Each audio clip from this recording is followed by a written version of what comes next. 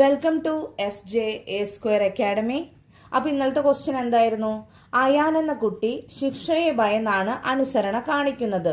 മുതിർന്നവരെയും രക്ഷിതാക്കളെയും ബഹുമാനിക്കണം എന്ന മൂല്യബോധമൊന്നും കുട്ടിയുടെ മനസ്സിലില്ല. ലോറൻസ് കോൾബർഗിന്റെ സന്മാർഗിക വികാസത്തിന്റെ ഏത് ഘട്ടത്തിലാണ് കുട്ടിയുള്ളത്? അപ്പൊ നമുക്ക് ആദ്യം കോൾബർഗിന്റെ സന്മാർഗിക വികാസത്തിന്റെ ഘട്ടങ്ങൾ പോയി നോക്കാം.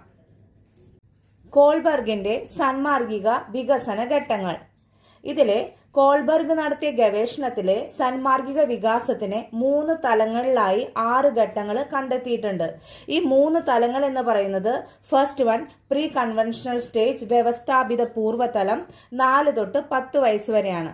ഇനി സെക്കൻഡ് വൺ കൺവെൻഷണൽ സ്റ്റേജ്, വ്യവസ്ഥാപിത തലം 10 തൊട്ട് 13 വയസ്സ് വരെയാണ്.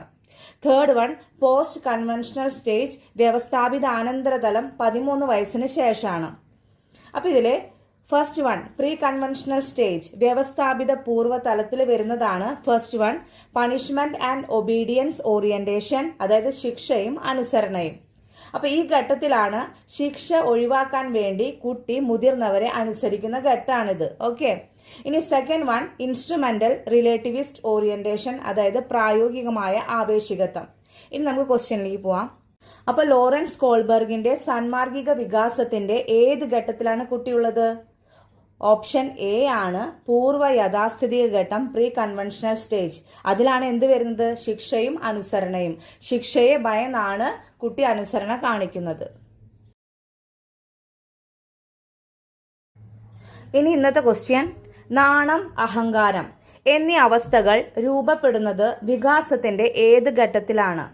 ഓപ്ഷൻ എ പൂർവ്വ ബാല്യഘട്ടം, ഇൻഫാൻസി. ഓപ്ഷൻ ബി ബാല്യകാലം, ചൈൽഡ്ഹുഡ്. ഓപ്ഷൻ സി കൗമാരം, അഡോൾസൻസ്. ഓപ്ഷൻ ഡി മുതിർന്നവരുടെ ഘട്ടം, അഡൾട്ട്ഹുഡ്. അപ്പൊ ആൻസർ കമന്റ് ചെയ്യുക. Thank you.